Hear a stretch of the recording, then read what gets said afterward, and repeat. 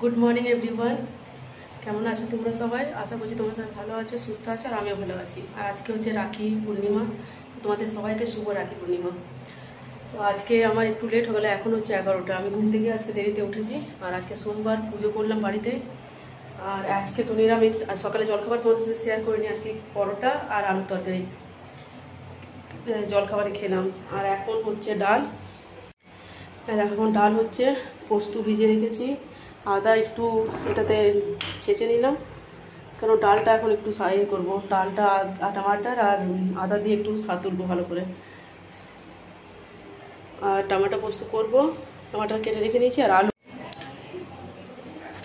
ডালটা সাঁতলে নিলাম, ওই আদা বাটা, টমাটার, একটু জিরে, গোটা জিরে দিয়ে আর একটু ধনে গুঁড়ো দিলাম, বাস। আর ডালটা ফুটে যাক, তারপর ডালটা নামিয়ে নেব। তারপর পোস্তটা পিষে নিয়ে আগে মিক্সারটা ঠিক করালাম, তো মিক্সারটা ঠিক বাবা করে দিয়েছে মিক্সারটা। তো এখন পোস্তটা পিষে নিই, আর টমাটোগুলো থাক। আর হ্যাঁ, পোস্তটা পিষার পরে আলুগুলো সেদ্ধ করতে দেবো।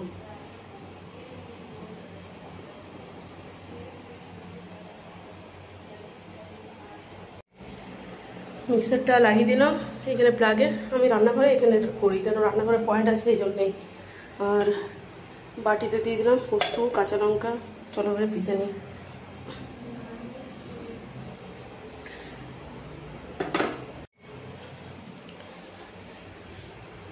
এই দেখো পোস্ত পেশা হয়ে গেল।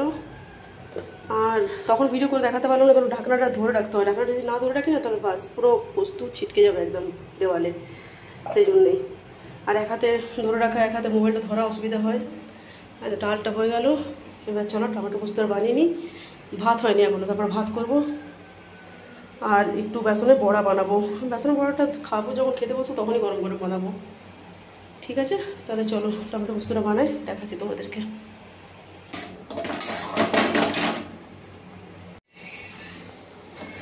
দেখো আমার কমপ্লিট হয়ে গেল টমেটো পোস্তটা করা। এবার আমি এটা তুলে রাখবো, আর তারপরে ভাতটা করবো। ভাতের জল গরম করে দেবো, ভাতটা করে নিই। ভাতটা হয়ে যাওয়ার পর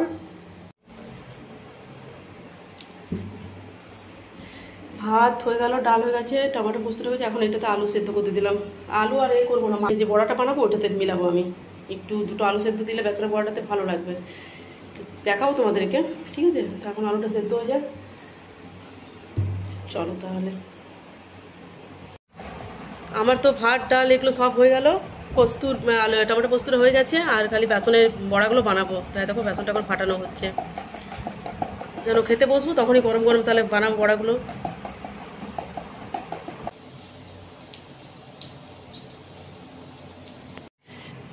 দুটো বাজতে 10 মিনিট বাকি আছে, এবারে খাবো। আর দেখো বেসন তো হয়ে গেল বড়া।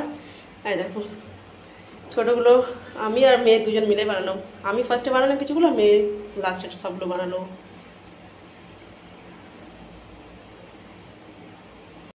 তো চলো এবার আমরা খেয়ে নিই, দুটো বাজতে যাচ্ছে। তারপর খাওয়া দাওয়ার পর আবার তোমাদের সাথে দেখা করছি।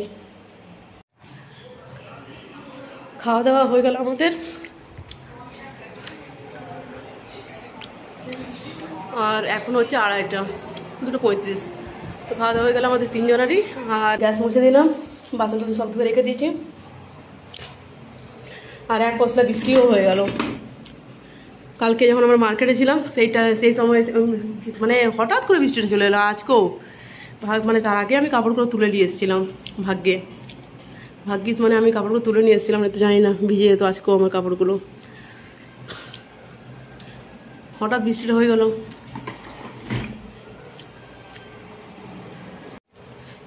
এখন হচ্ছে 6:15, আর আমার সন্ধ্যাবাতি দেওয়া হয়ে গেল। এদিকে আমি চা বানাচ্ছি।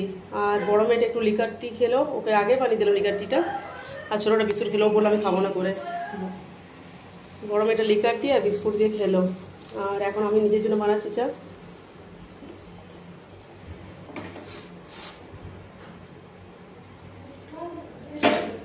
আর ওদের টিউশন আছে 7:30 থেকে সায়েন্সের। আমি চাটা খাওয়ার পর দেখি সন্ধ্যাবাতি তো দেওয়া হয়ে গেলো। চাটা খাওয়ার পর আমি রুটিগুলো করে নিই, কেন আমি একটু ভাবছি মার্কেটে যাব। আমি কালকে যে স্যুট পিসটা কিনে এনেছি ওটা সেলাই করতে দিতে। কালকে দোকানটা খোলা ছিল না কাকুর, ওই জন্যে দেখি আজকে গিয়ে দোকানটা যদি খোলা থাকে তাহলে সেলাই করতে পারবো। হ্যাঁ দেখো, চলো চাটা নিচে।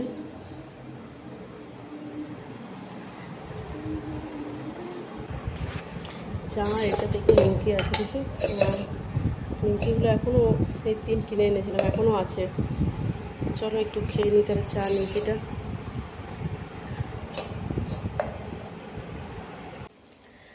কালকে নকুলদানাগুলো এনেছিলাম, তো ডাব্বাটা ধুয়েছিলাম আজকে সকালে, তো তখন ঠোঙাতে রাখা ছিল, এখানে যখন পুজো করলাম এখন ডাব্বাটা শুকিয়ে গেছে, তো ওটাতে নকুলদানাগুলো ঢেলে দিলাম। ঠাকুরকে যেটা প্রত্যেক দিন নকুলদানাগুলো দিই সেটাই। আর বাবা এই প্যাকেটটা এনে দিয়েছে ধূপের, সকালে এনে দিল। আর ফুল তো আমি কালকে নিয়ে এসেছিলাম, আজকে সোমবার। আর ওরা এখন রেডি হচ্ছে টিউশন যাওয়ার জন্য, আমারও রুটি হয়ে গেল। চলো দেখাই।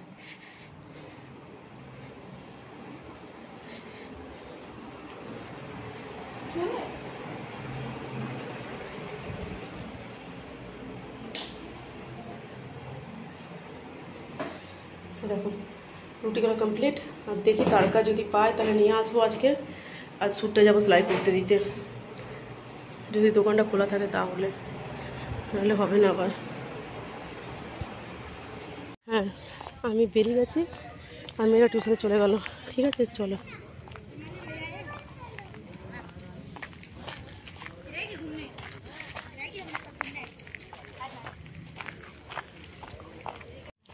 আজকেও আমি ছাতাটা আনিনি সাথে, তাড়াতাড়ি করে বেরিয়ে গেলাম। চলো দেখি কি করা যায়, বৃষ্টি না হলে ভালো, আবার বৃষ্টি হলে একটু মুশকিল আছে। কালকে টেলার তো কালকে দিয়ে দিতাম, কিন্তু টেলার দোকানটা বন্ধ ছিল, ওর দেওয়া হলো না। দেখি চলো যদি আজকে খোলা থাকে তো দেবো।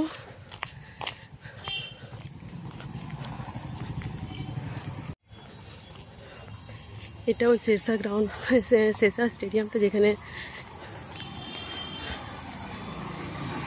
15 আগস্টের দিনে এসেছিলাম, ওইটা অনেক বড় শেরশাহ স্টেডিয়ামটা, অনেকটা। এই যে দেওয়ালগুলো দেখছো না, এটা আরও পুরো গোল করে ঘেরা করে আছে।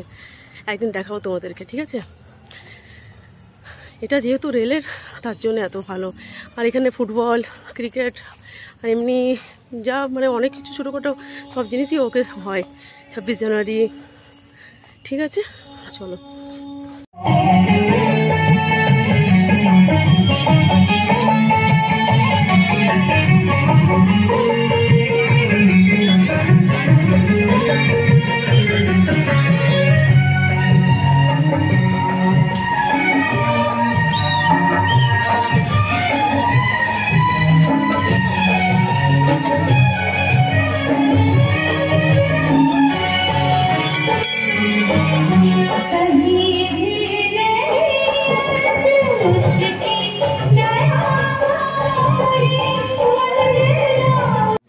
চলো এবারে বাড়ি যাচ্ছি, ধোসা নিয়ে নিলাম। আর যে কাজে গেছিলাম সে কাজটা আমার হলো না। ঠিক আছে চলো এবারে বাড়িতে। এখন হচ্ছে 8:25, আর আমি এইমাত্র বাড়িতে ফিরলাম। আর আমি আমাদের পুরনো পাড়া শিব মন্দির, আজকে তো বিহারিতে লাস্ট শ্রাবণ, আজকে বিহারিতে লাস্ট শ্রাবণ মাস, তো আমি আমাদের পুরনো পাড়ার যে শিব মন্দির আছে ওখানে গেছিলাম, যেখানে মানে কোয়ার্টারে থাকতাম আমরা। আরে গরমে অবস্থা দেখো, খালি মানে জব ভূত হয়ে গেছে, মানে এই হয়ে গেছে পুরো। তারপরে সেখানে খিচুড়ি ভোগ দিতেছিল, খুব সুন্দর সাজিয়েছে ওখানে। আর আমি ভুলে গেছিলাম আজকে লাস্ট সোমবার বিহারিদের বলে।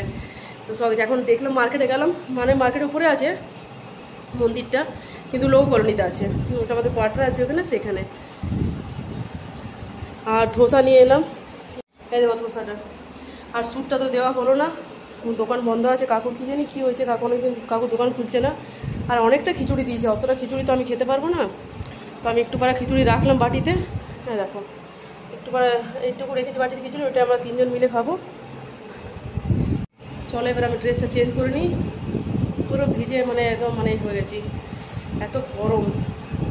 আর আমি আমি তো এলাম এখনই, বললামই তোমাদেরকে। আর আমি ড্রেসটা চেঞ্জ করে নিই, মেয়েরা আসবে, এখন মেয়েদের আসার অনেকটা টাইম আছে, এখন মধ্যে 8:30 9টার সময় ছুটি হবে, তখন আসবে। ঠিক আছে তাহলে আমি ড্রেসটা চেঞ্জ করে নিয়ে তারপর আবার আসছি।